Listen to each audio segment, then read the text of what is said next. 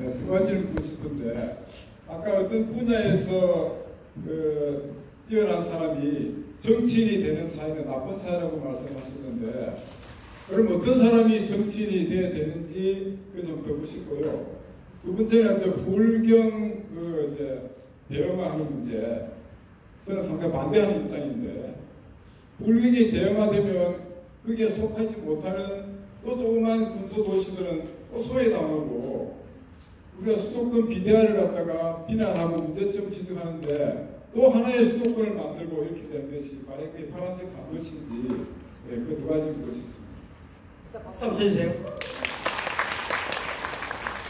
제가 얼마 전에 전남에 가서 전남은 무엇을 준비해야 됩니다.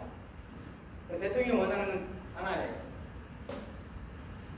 전남 주변에는 쉽게 말하자면 방금 말한 아리백과 연관된 재생에너지의 보고예요. 그래서 이재명 정부의 호남 정책은 에너지 고속도로입니다. 이때 이 에너지 고속도로가 주로는 뭐예요? 재생에너지입니다. 그러면 재생에너지를 개발하면서 이재명 대통령이 바라는 건 뭐냐면, 지금 신한 군수, 바구량 군수 간 건데 쉽게 말하면 기본소득을 주는 겁니다. 그러면 만약에 지금 대통령이 꿈꾸는 대로 하면 어떻게 되냐? 호남 사람들은 앞으로 전부 다른 지역보다도 기본소득을 한 해에 100만 원씩 더 받습니다. 가만히 앉아서. 그리고 에너지는 다 깨끗한 에너지를 써요. 그러니까 아리백에 관련된 기업들은 전부 호남으로 와야 됩니다. 그런데 그렇게 하려면 대통령도 모를 정도로 깜짝 놀랄 만한 기획이 나와야 되겠죠? 그래, 안 그래요? 대통령이 만들어내는 게 아니고 대통령은 방향을 제시했어요. 그래서 적어도 5년 동안은 대통령의 방향으로 가는 겁니다. 이 방향에서 호남의 정치인들, 호남의 지식인들, 호남에서 책 읽는 사람들은 그걸 위해서 노력해야 되겠죠. 그렇죠? 네. 그건 이제 또 다른 문제고, 방금 말씀하신 중요한 문제인데, 5급 3특 체제로 가면 또 다른 의미에서 지역 내외 대도시를 향한 흡수가 너무 강해지지 않냐? 라고 하는 거예요. 그죠? 그래서 이재명 대통령이 또 똑같이 하셨어요. 그러니까 5급 3특 체제로 가되 지역이 소멸될 크기가 더 강하면 강할수록 뭘 준다? 더 많은 인센티브를 준다. 무슨 말 이해했나요? 그래서 예를 들어서 해남 같은 경우에 신안 같은 경우에 그런 정책을 잘해서 신안, 임실 같은 경우가 지금 인구가 유입되는, 전라북도, 전라남도 같은 경우는 인구가 유입되는 곳이에요. 그런 곳은 똑같이 예를 들어서 5급 3특 제도 할 때도 더 작은 도시에서 더 젊은이들을 끌어들이는 정책을 하면 더 지원한다는 거예요. 자, 저는 독일에서 공부를 했습니다. 독일에서 공부하면 독일은 그야말로 베를린 중심의 도시가 전혀 아니에요. 전혀 아니에요. 그러니까 베를린이 그야말로 가장 5급 3특 체제에 가까운 도시예요. 만약에 1급 체제일 때는 보다 더 큰 도시로 가려고 하는 이 빨대 현상이, 빨대가 빨아들이는 힘은 훨씬 셀 거라고 하지만 5급이 되면 저는 그렇게 안다고 생각합니다. 몰라요. 확신이 없습니다. 100% 확증할 수는 없습니다. 선생님의 우려가 당연히 이야기돼야 되고 앞으로도 계속 이야기되어야만 합니다. 하지만 1급 체제가 가지고 있는 빨대 현상보다 5급 체제가 갖고 있는 빨대 현상의 힘이 더 약하다고 하는 것이 일반적인 평가예요. 그래서 하는 겁니다. 물론 실패할 수 있죠. 그런데 이건 답이 정해진 게 아니고 우리가 어떻게 하나의 문제라고 봅니다. 그래서 예를 들자면 부울경이 1급 체제가 또 하나의 2급고 대한민국의 두 번째 수도에 가까운 부울경 역할을 한다 할 때 부울경 주변의 작은 도시들이, 예를 들어 창원인가요? 창원이 뭔가 빨리 나가지 않을까? 그럴 의미도 있죠. 없는 건 아니죠. 하지만 그때 그 각 지역이, 아니 그 1급 체제가 아까 말했잖아요. 1급 체제가 서울 중심으로 안 되더라. 부산 중심으로 될 것 같지만 부산은 서울보다 더 도시가 그렇게 확장할 수 없는 도시입니다. 제가 알고 있는 지상적으로. 그래서 아까 말씀드린 것처럼 부산이 일정하게 커지면 저는 경남이 훨씬 더 기회가 있다고 보는 편이에요. 물론 경남 안에서 중소도시가 중소도 제가 큰 혜택을 볼 수도 있죠. 그건 아직 결정된 게 아니다. 우리 모두가 만들어갈 분야다. 다만 선생님의 이 비판 또는 지적 이런 건 모든 자리에서 하셔야 됩니다. 모든 자리 지치지 않고 그래야 그런 문제를 해줘야 된다. 그런 걸 또 왜 해? 이러면 안 됩니다. 알겠죠? 계속해서 이런 말 해야 됩니다. 특히 이 차원에서는 그런 얘기를 더 해야 되겠죠? 그죠? 네, 고맙습니다. 정치인 말이에요. 정치인 어떤 사람이 돼야 되는지. 아, 정치. 그것도 한 시간이 필요한데. 제가 아주 쉬운 말 하면 정치인 중에 제가 아주 쉬운 말 해볼게요. 우리나라 정치인들 중에 제가 정치인들을 비교적 많이 만나게 됐어요. 왜 만나게 되냐면 이유는 별로 없고 제가 방송에 나오다 보면 같이 출연하는 경우나 대기실에 많이 만나게 돼요. 사람이라는 게 만나다 보면 좀 알게 되잖아요. 인사도 지내고 그러다 보면 차 한잔 마시게 되고 밥도 먹게 되다 보면 보게 되잖아요. 그러다 보면 좀 이상하게 감각적으로 딱 보자마자 친해진 사람도 있거든요. 그런 사람 있으면 어떤가요? 아니, 전략적으로도 그렇지 저는 정치인하고 친할 이유가 없어요. 저는 태어나서 한 번도 정치인한테 전화한 적이 없어요. 나 이재명 대통령한테 전화한 적 없어요.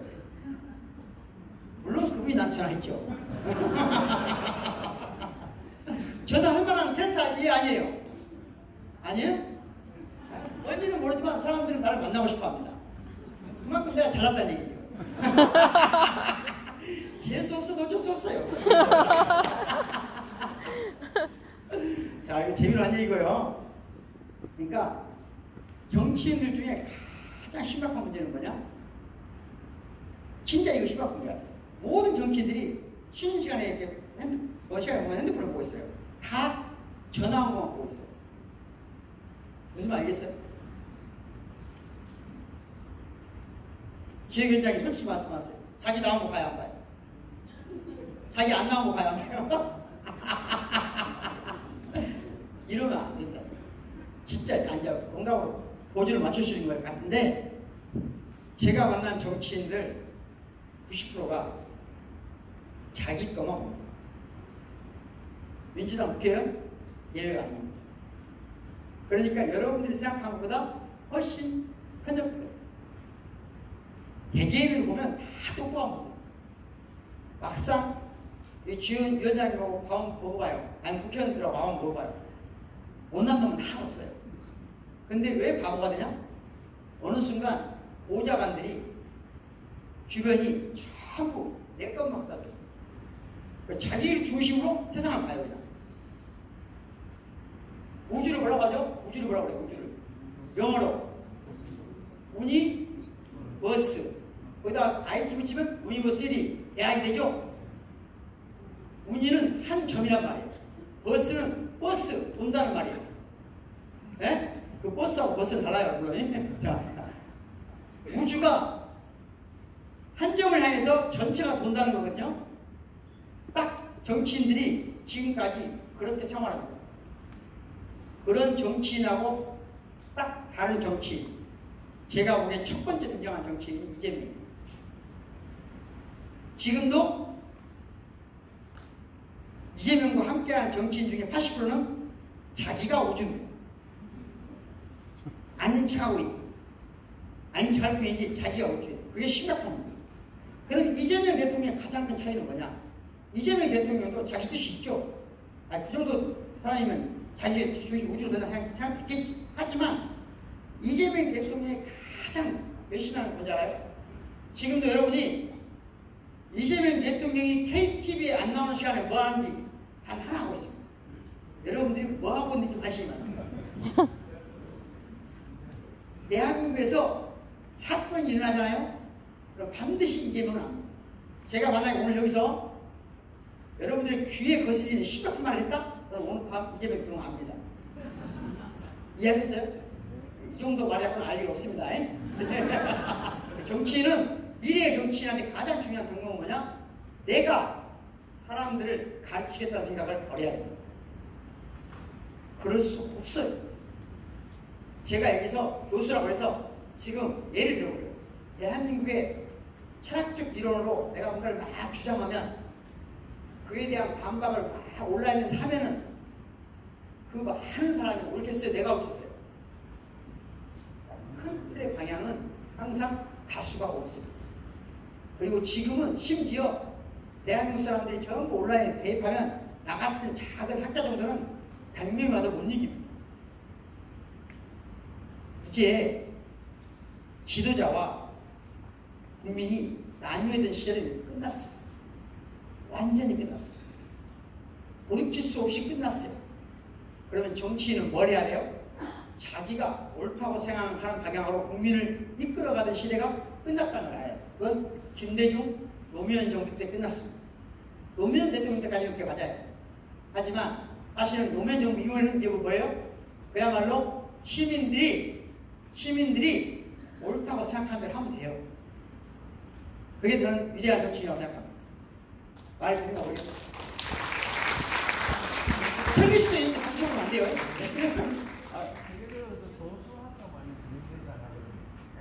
세계적으로 특히 청년 보수화 그 문제라고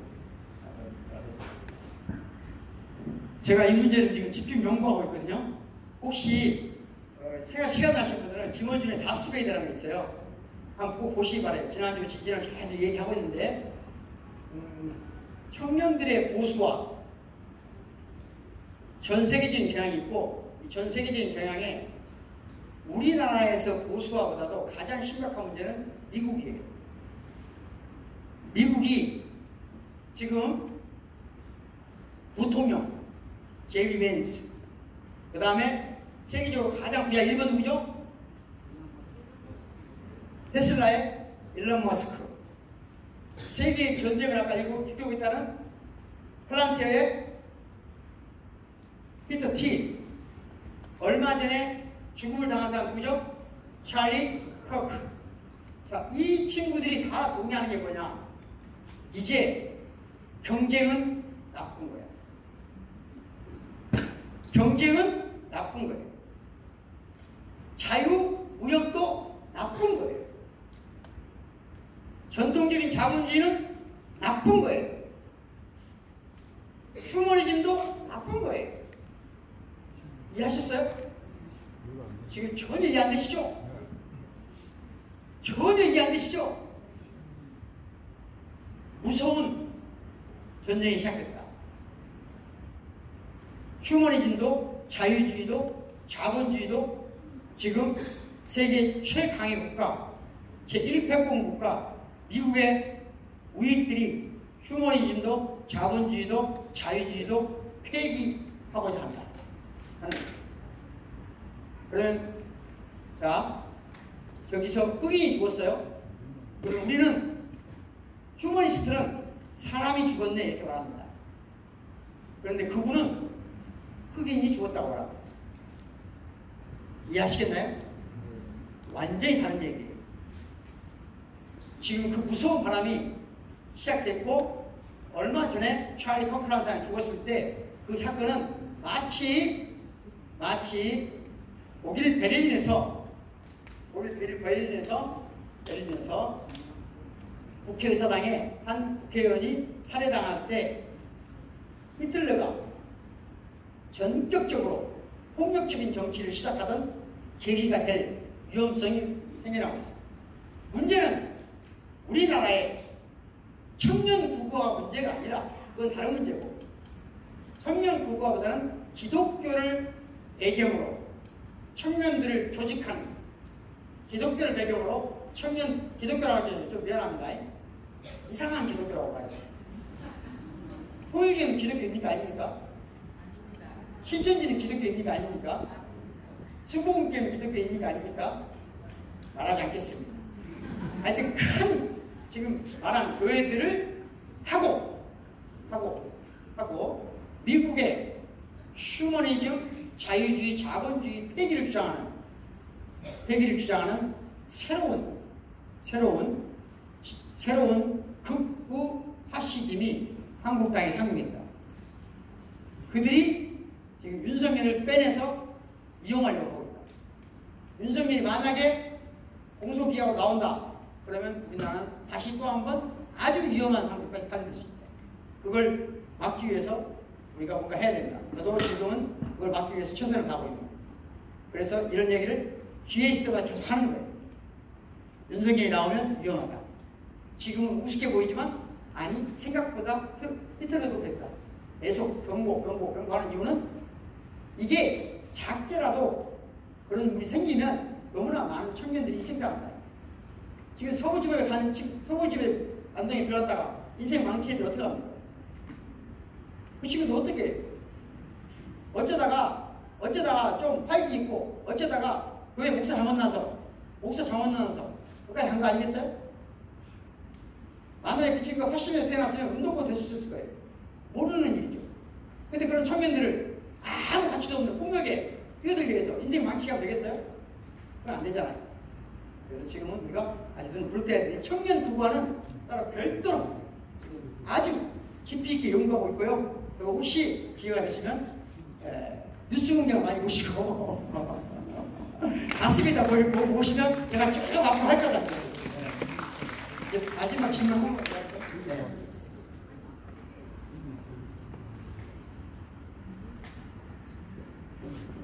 예, 많이 나가셨는데 오늘 주제하고 관련된 질문입니다. 앉아서 하겠습니다. 예, 저는 그 40여 년간 교직 생활을 한 전직 교원입니다. 예, 먼저 우리 교수님 만나러 뵙게 돼서 반갑고, 그 AI는 사람이 만드는데 기술과 기능적인 측면에서는 오히려 사람들보다 뛰어넘습니다.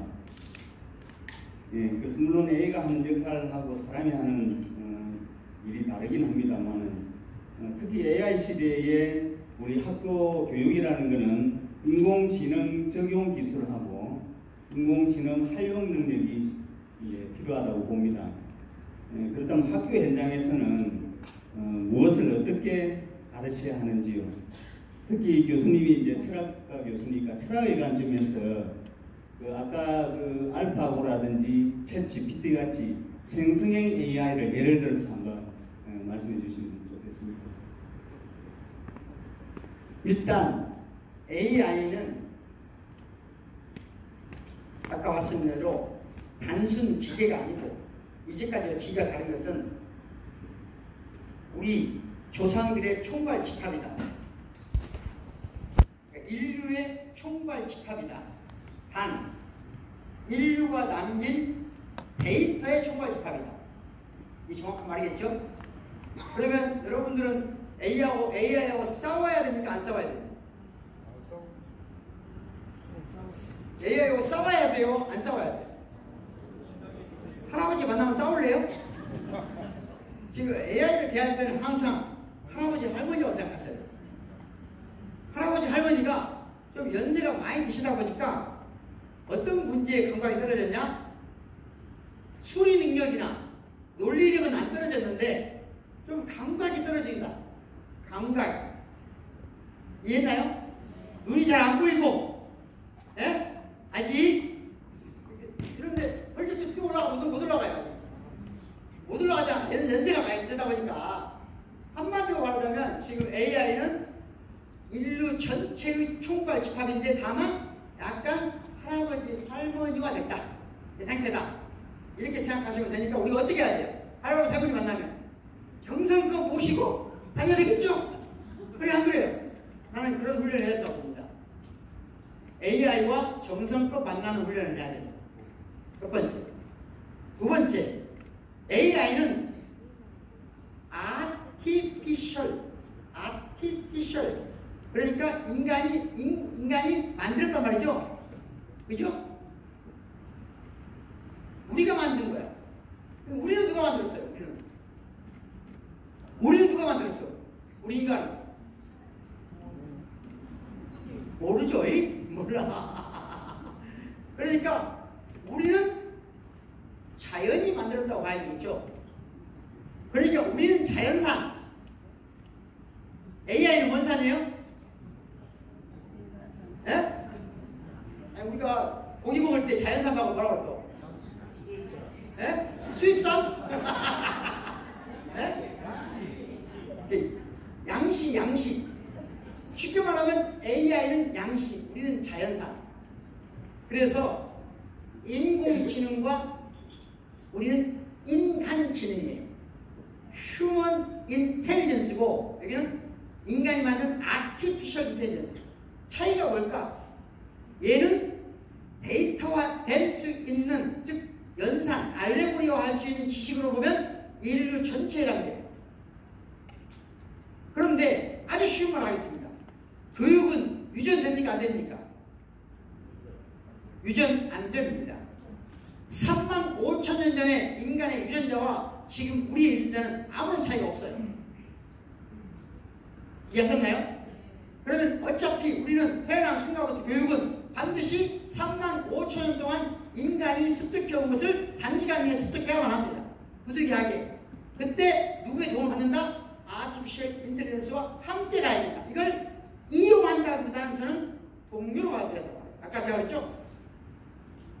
복제한 인간도 인간이라면 우리는 이제 이 인공지능이 조금 더 반대로 보여. 피지컬, 신체를 갖는 인공지능이 되면 우리는 기껏해야 꼭 인간하고 사랑을 해야 됩니까? 인공지능하고 사랑하면 안 됩니까? 걱정스러운 표정인데요. 나는 괜찮습니다. 나는 괜찮아요. 그러니까 인공지능은 친구처럼, 연인처럼 앞으로 된다. 특히 저 어린 학생들보다 우리 세대가 그럴 가능성이 매우 높다고 봐야 됩니다.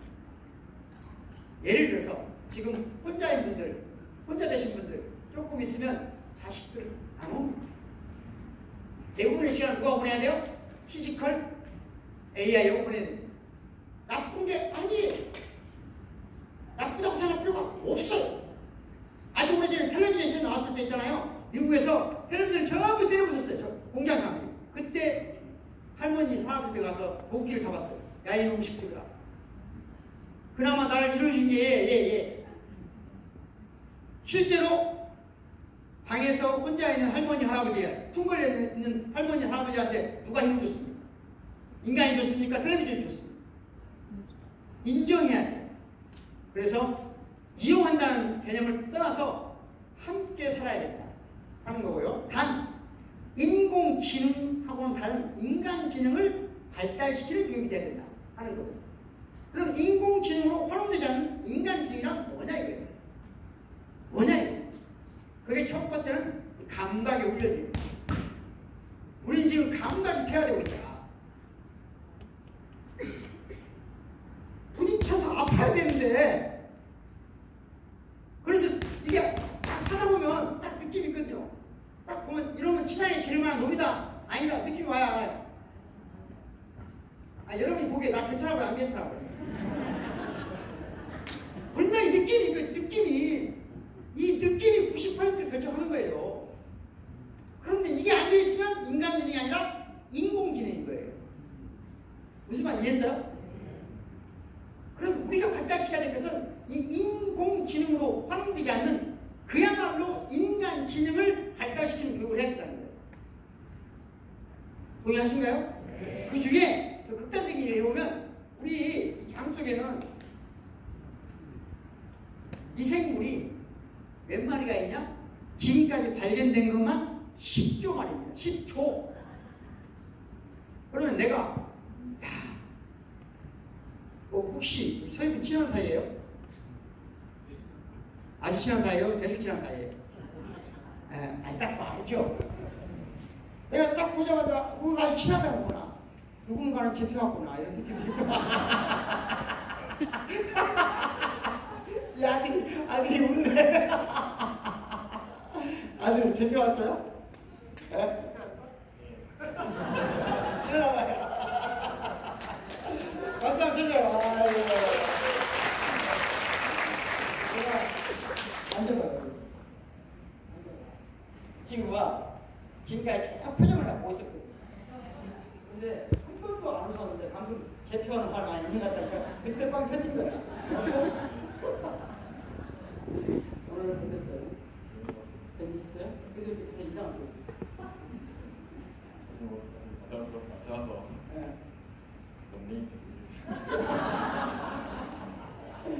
그러니까 지금 무슨 내용을 아느냐 모르냐보다도 인간은 감각적으로 그냥 놀랍게 여기가 내가 있어도 되는 사람인지 이런 뒤에 인간이라고 하셔야 되는 그가 지금 꿈이라고 하는 거예요. 어때요? 오늘 느낌이 다시 따라오면 다시 사람이 될 것 같아요? 안 될 것 같아요? 모르겠어요? 네. 생각해 말았죠? 네. 이름이 뭐예요? 소개 한번 하세요.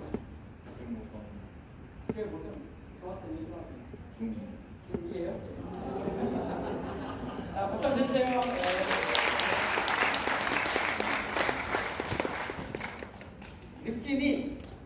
느낌이 인간을 살아남게 하는 가장 중요한 능력이에요. 느낌. 이게 인간 지능을 훈련시키는 연습을 그야말로 이제 공교육해야 될 때다. 라고 저는 생각합니다. 동의하십니까? 네, 오늘 뜻깊은 강연과 소중한 이야기 함께 나눠주신 박구영 교수님께 다시 한번 힘찬 박수 부탁드리면서